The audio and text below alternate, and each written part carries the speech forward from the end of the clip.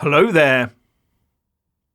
We are now being ordered by our political elite to trust the mainstream media. These are dark times indeed.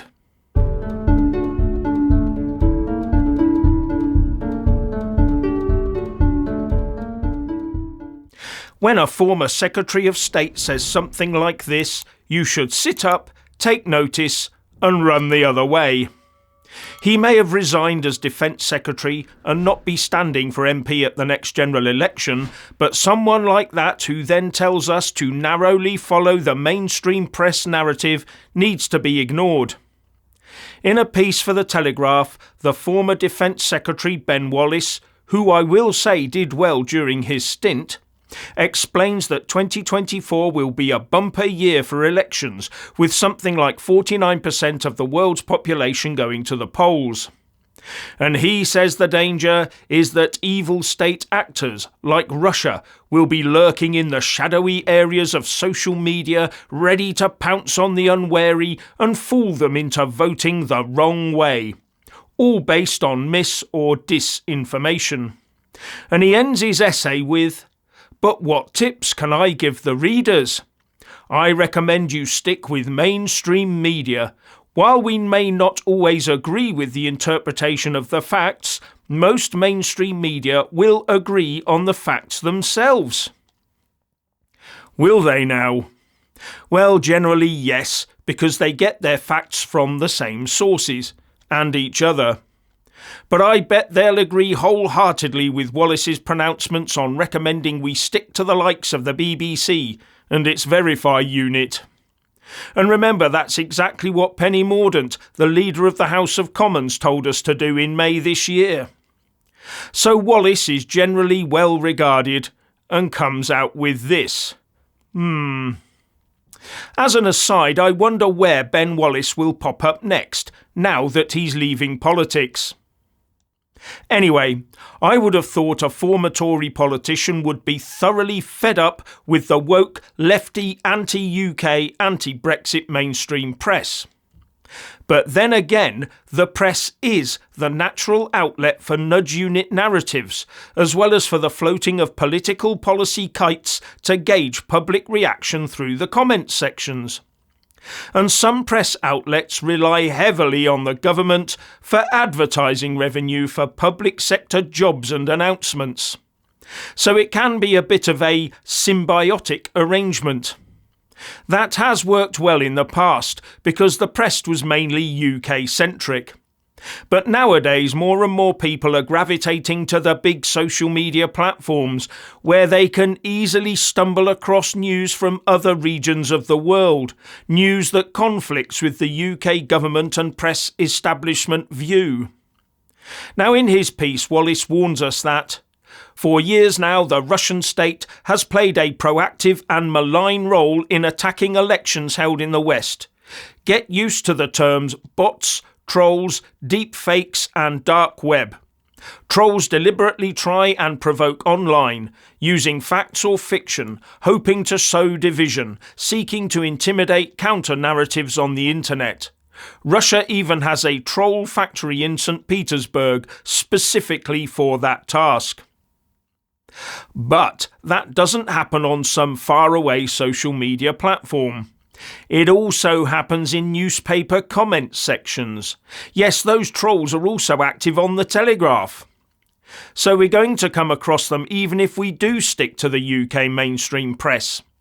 Unless we get our news via hard copy from the newsagents, of course. Then the closest to a troll you'll get is a missive on the letters page from Disgusted of Orpington, a letters page that has been heavily vetted prior to print. Oh, how the press and governments must be hankering for the old days of the captive audience. No wonder there's so much legislation pouring forth around the world designed to shut down internet free speech in the name of safety. Anyway, I'm a bit old-fashioned, so I do tend to treat any posting from an anonymous source, however beguiling it appears, with a hefty dose of scepticism, and I do try to verify what is said from separate sources. That is especially true of Twitter. It is so easy to get led astray where someone is limited to put out what is in effect a clickbait headline as the entirety of a 280-character post. Although, as I understand it, subscribers to X in the USA can now use 4,000 characters.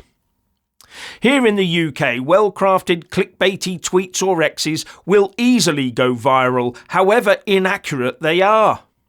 And as Mark Twain said, a lie can travel halfway around the world while the truth is still putting on its shoes. And that is now on steroids, given the marvels of social media. In fact, nowadays, a lie will hit every computer and mobile device in the world before a truthful 280-character response can even be crafted, let alone transmitted. Anyway, it seems that Ben Wallace also wants us to voluntarily forget our human right of free expression.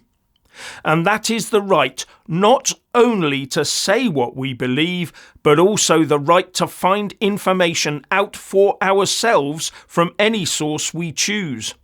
The right to listen to those we want to listen to. Freedom of expression is a two-way thing, the giving and receiving of information. As I said, by asking us to only value the mainstream press, he is asking us to voluntarily ignore other just as valid sources of information. Now, I would surmise that any government machine from around the world, however benign they think they are, believe that at the end of the day they must have some sort of lever of control over the media to help them ensure the safety of the state and its people. You know, like during war, when it needs to mobilise the people and get them behind the need to defeat the enemy. Or during a pandemic. At those times, our politicians need the press 100% behind the government line, with added gusto. No press dissent, and no comments from dissenters allowed either. Military conscription or health mandate orders would otherwise be at risk. You get the idea. The mainstream press is also a neat way of getting the national mood out to the rest of the world. It doesn't have to be right, just look like it's the national mood. That's not so easy with social media though. But it is why this Tory government, as well as no future government of whatever political persuasion, will ever get rid of the national broadcaster, the BBC, as a publicly funded body. They might make all the right noises about it, but they will never get rid of it. They need it to send out a comforting narrative to the masses, both at home and abroad.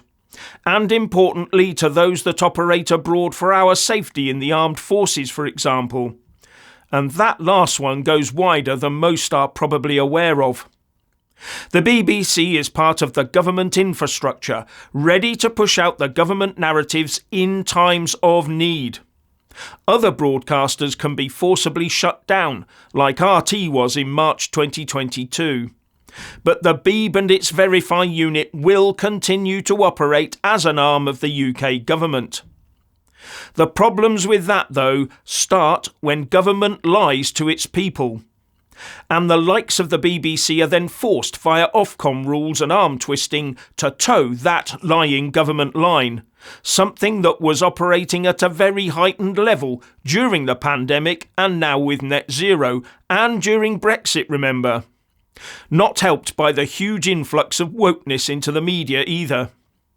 When the media loses the trust of the people for pushing obvious government lies, the public backing for the likes of the BBC evaporates very, very quickly. So anyone who was recently in government who is now asking us to follow the mainstream media narrative should be viewed with a healthy dose of suspicion. I personally view this as nudge unit output via a trusted source to get the public back on government track.